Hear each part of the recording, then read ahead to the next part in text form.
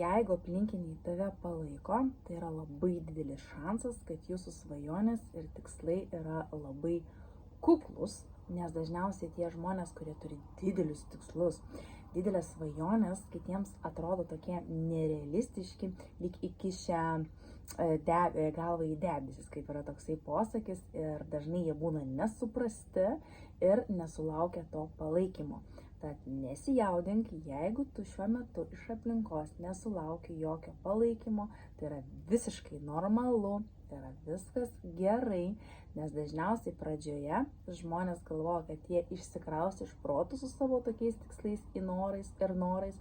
o tada, kai jie jau pasiekė tuos tikslus, tie patys žmonės sako, kad jiems pasisekė. Tad siek savo tikslų ir svajonių tol, kol jos bus pasiektos ir tol, kol jos bus realizuotos.